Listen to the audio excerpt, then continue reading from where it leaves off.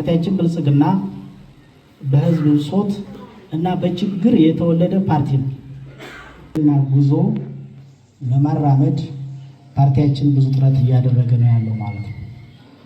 በተለይ ግብርናን ትራንስፎርም ለማድረግ የተሄደባቸው ርቀቶች ኢኮኖሚውን በየጊዜው አዳጊ በሆነ ደረጃ አዳጊ በሆነ ሀሳብ በመምራት ወደ ተሻለ ከፍታ ሀገራችን እንድትሄድ እየተደረገ ነው የሚገኘው ማለት ነው። በተለይ በአረንጓዴ ልማት፣ በአረንጓዴ አሻራ፣ በስንዴ ልማት፣ በሌሎች የአትክልትና ፍራፍሬ ልማቶችን በአጠቃላይ በሀገራችን ብዙ ልማቶች እየተሰሩ ነው ያሉት። ስለዚህ ኢኮኖሚውም በየዓመቱ እያደገ ይገኛል ማለት ነው። በማህበራዊ ልማትም በተመሳሳይ መንገድ ትልቅ ምርታ እየተመዘገበ ነው ያለው። በዲፕሎማሲው መስክ ቢሆን የኢትዮጵያ ተደማጭነት ከፍ እያለ እየመጣ ነው ያለው። በዓለም ሀገራት ጭምር ተደማጭነታችን ከፍ እያለ በዲፕሎማሲው የበላይነት እያገኘን እየሄድን ያለ ነው ማለት ነው። እንግዲህ በችግር የተወለደ ፓርቲ ነው። ብዙ ውጣ ውረዶች የነበሩበት ሂደት ነው የነበረው፣ ሁላችንም ስለምናውቀው ማለት ነው። ይሄ ብሔር ተኮር ጥላቻ የተዘራበት ሀገር ስለነበር ይህን ብሔር ተኮር ጥላቻ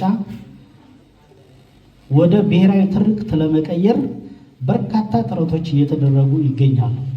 በዚህ ሂደቶች የተመዘገቡ ለውጦች አሉ። በአንድ ጎን ልማት እያለማ፣ በአንድ ጎን ደግሞ የሚገጥሙ ተግዳሮቶች እያሸነፈ የመጣ ፓርቲ ነው ያለ። ግጭት፣ የብሔር ጥላቻ፣ የተለያዩ ችግሮች ባሉበት ሁኔታ ሆኖ ልማትንም ጎን በጎን እየሰራ ኢኮኖሚ እንዲያድግ ያደረገ ፓርቲ ነው ማለት ነው።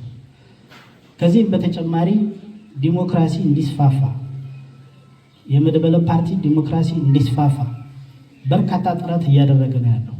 ታይቶ በማይታወቅ ደረጃ የሴቶች እኩልነትን በስልጣን ያረጋገጠ ፓርቲ ነው። የፖለቲካ ፓርቲዎች በተለይ ተፎካካሪ ፓርቲዎች ባይመረጡም ስልጣን እንዲይዙ፣ መንግስታዊ አገልግሎት እንዲሰጡ ያደረገ ፓርቲ ነው እና ባለፉት ጊዜያቶች ለምሳሌ ስድስተኛው ሀገራዊ ምርጫ ብዙ ተግዳሮቶች ነበሩ። በግጭት ውስጥ ሆነን ያካሄድነው ምርጫ ነው፣ ከወያኔ ጋር ግጭት ሆነን ማለት ነው። አሁንም በውስጥ ብዙ ችግሮች ባሉበት ሁኔታ ሰባተኛው ሀገራዊ ምርጫን ለማካሄድ ጥረት ላይ ነው ያለነው። የምርጫ ምዝገባ የመጀመሪያው ቅድመ ሁኔታ በስኬት ደረጃ በሀገር አቀፍ ደረጃ ከ50 ሚሊዮን በላይ ተመዝግቧል። በእኛ ወረዳም እንደዚሁ እጅግ ከፍተኛ የሰው ኃይል ተመዝግቧል ማለት ነው። በኋላ ይቀርባል፣ በዝርዝር እናየዋለን። ታይቶ በማይታወቅ ደረጃ የምርጫ ምዝገባችንን በስኬት አጠናቀናል ማለት ነው። እንግዲህ በችግር ውስጥ ነን ይህንን ያህል እየሰራን ያለንበት ሁኔታ ነው ያለው ማለት ነው። ስለዚህ ግንቦት 24 ምርጫው ይካሄዳል። እንግዲህ የቀሩትኝ 20 ቀናቶች ይመስለኛል የቀሩት። በእነዚህ 20 ቀናቶች ውስጥ በቂ ስራዎች እንዳባል እንዳመራር ሁላችንም ተረባርበን አንድ ለአንድ የምንሰራውን ስራ በአደረጃጀት የምንሰራውን ስራ ሰርተን ፓርቲያችን እንዲመረጥ እናደርጋለን ማለት ነው። እንግዲህ ፓርቲያችን ለምርጫ የሚወዳደረው ብዙ ፍሬዎችን ይዞ ብዙ ስኬቶችን ብዙ ድሎችን ይዞ ስለሆነ በምርጫው ሂደት የላቀ ውጤት በማስመዝገብ ምርጫውን በአብላጫ ድምፅ ያሸንፋል የሚል እምነት ነው ያለን ነው ማለት ነው።